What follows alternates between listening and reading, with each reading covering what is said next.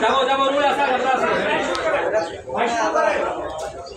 না না না দেখেন ভিডিও বাধা এ হবে না মানে ভাই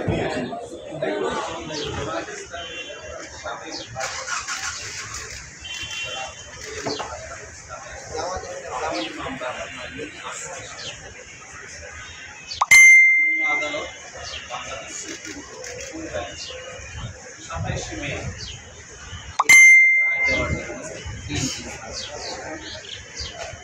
আমরা আমাদের 26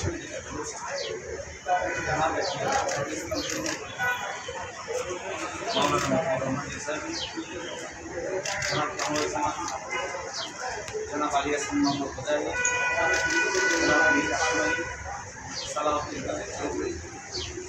সকলেই ইনজাস্টিসের শিকার এবং জনাব কাদের মোল্লা সহ সকলেই একটি সংঘবদ্ধ অন্যায় বিচারের শিকার কারা ছিলেন কীভাবে ছিলেন আমরা এবং আমরা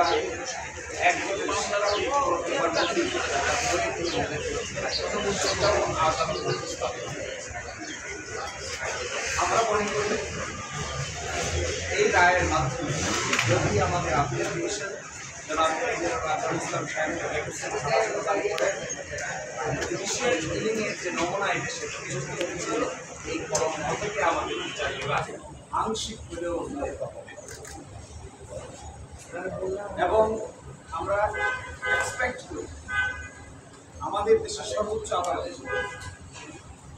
আপিল বিভাগের পূর্ণাঙ্গ বেঞ্চ জনাব এটিএম আজহার ইসলাম সাহেবকে বেকসুর খালাস প্রদান আমরা এটাও মনে করি যে নৌচিন্তি নির্যাতন এবং নিপীড়নের মধ্য দিয়ে বাংলাদেশ জামাত ইসলামী পার করেছে এই রায়ের মধ্য দিয়ে সকলের মধ্যেই নতুন করে প্রাণ সঞ্চার এবং এইভাবে বিচার বিভাগীয় কলঙ্কের মাধ্যমে কোনো একটা রাজনৈতিক দলকে অন্যায় অত্যাচার এবং নিপীড়নের শিকার করা যায় বাংলাদেশ জামাত ইসলামী এই বিষয়ে তার একটা ক্লাসিক এক্সাম্পল। কিন্তু যারা এই নির্যাতন নিপীড়ন করেছে, হত্যা করেছেন, ফাঁসি দিয়েছেন, এনফোর্স ডিসঅ্যাপিয়ার করেছেন, আইনগর বানিয়েছেন, শেষ পর্যন্ত তাদের শেষ সংখ্যা হয় না। এখান থেকে সকলেরই শিক্ষা নেওয়ার বিষয় আছে। সকলকে এখান থেকে শিক্ষা নিতে হবে যে নির্যাতনের রাস্তা, নিপীড়নের রাস্তা শেষ পর্যন্ত ভালো ফল করে আনে। এবং আমরা এই আদালতকে বলেছি জনাব এটিএম আজহার ইসলাম সাহেবকে যার বয়স ছিল তখন 18 বছর 18 বছর একজন বয়সের ইন্টারমিডিয়েটের ছাত্রকে তারা কমান্ডার বানিয়ে সাজা দিয়েছেন, যেখানে ট্রাইব্যুনাল তাকে কমান্ডার হিসেবে উল্লেখ করেন নাই, কিন্তু আপিল ডিভিশন নিজ উদ্যোগে তাকে কমান্ডার হিসেবে আন্ডার সেকশন 4 সাবসেকশন 2 কে সাজা দিয়েছেন। এবং আরও ইন্টারেস্টিং বিষয়, আইনে যে ক্রস এক্সামিনেশন করার সুযোগ ছিল সেই সুযোগটি আমাদের আপিল বিভাগ চিরতর বন্ধ করে দিয়েছে। আমরা কন্ট্রাডিকশন দিতে পারতাম না। আজকে আমরা এটাও দেখিয়েছি, গতকাল সুদিনে দেখিয়েছিলাম 6 কিলোমিটার দূর থেকে দেখছে, 3.5 কিলোমিটার দূর থেকে দেখছে, একজনের ডান হাতে আরেকজনের ডান গালে থাপ্পড় মেরে, বাম গালে থাপ্পড় মেরে আপনারা সেটি ডান গালে থাপ্পড় মেরে দিচ্ছে। এই সমস্ত ইনক্রেডিবল এভিডেন্স, অবিশ্বাস্য এভিডেন্স, অযৌক্তিক সাক্ষ্য প্রমাণের উপর ভিত্তি করে যারা এটিএম আজহার ইসলাম সাহেবকে মৃত্যুদণ্ড প্রদান করেছে। এই ক্ষেত্রে তিনি মাইনরিটি জাজ ছিলেন, ম্যাডাম জাস্টিস জিনাতারা, তিনি কমপ্লিটলি এই সমস্ত অন্যায় অবিচারের বিচারিক প্রতিবাদ করেছেন, কিন্তু সেই বিচারিক প্রতিবাদ তখন শোনা ছিল না। আমরা এটাও বলেছি যারা আজহার ইসলাম সাহেবকে আল্লাহ বাঁচিয়ে দিয়েছে, এটি আল্লাহর পরিকল্পনা। এই আল্লাহর পরিকল্পনার ভিত্তিতে বেঁচে আছে। এই জন্য আজকে আমরা আদালতের সামনে আল্লাহর পরিকল্পনার ভিত্তিতে আমাদের যুক্তি উপস্থাপন করার সুযোগ দিয়েছি। তারা যদি সুযোগ পেত, তারা যদি মনে করতো এবং একটু খেয়াল করতো, তারা চাইলে এটিএম আজহার ইসলাম সাহেবকেও ফাঁসি কাস্তে করতে পারে, কিন্তু আল্লাহর পরিকল্পনার উপরে তারা হাত দিতে পারে।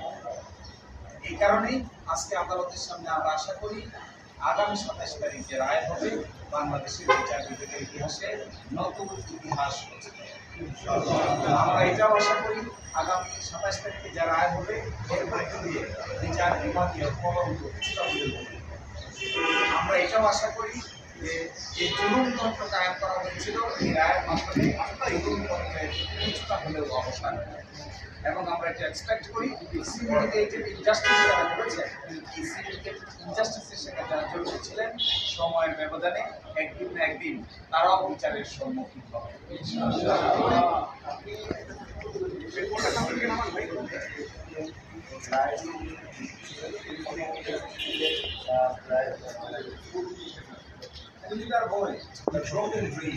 চ্যাপ্টার 9 সেখানে তিনি স্বীকার করেছেন যখন ট্রাইব্যুনাল প্রতিষ্ঠা করা হবে তখন মতদ্বৈততা ছিল, তখন তিনি সিক্রেটলি দেন প্রাইম মিনিস্টারের সঙ্গে দেখা করেন, তাকে বোঝান এবং রাজি করেন। একজন আপিল বিভাগের জজ কি করে প্রধানমন্ত্রীর সঙ্গে সিক্রেট মিটিং করে মানুষকে ফাঁসি দেওয়ার পরিকল্পনা করতে পারেন, তিনি তার বইয়ে নিজেই তা স্বীকার করেছেন।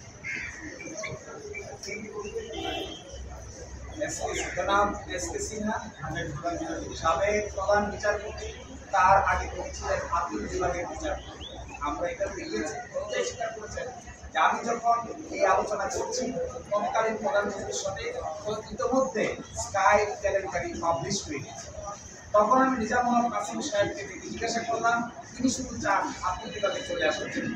আমি বলি একটা রায় দিয়ে আসো, তারা বিশ্বাস করো, কিন্তু যখনই তার দেখা হয় তখনই তিনি আমাদের বলেন যে প্রধান বিচার প্রতিষ্ঠান আছে তাকে তুলে নিয়ে আসেন।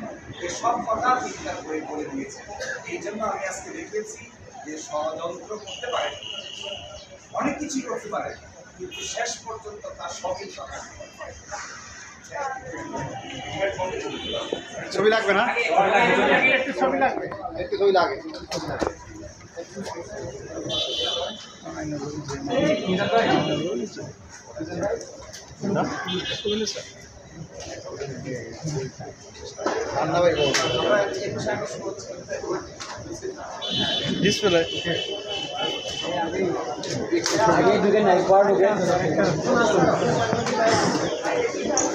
আগে জাফর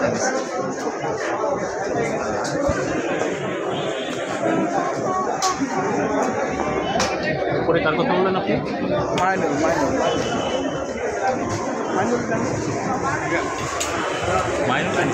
পরে কার কথা বলছিলেন?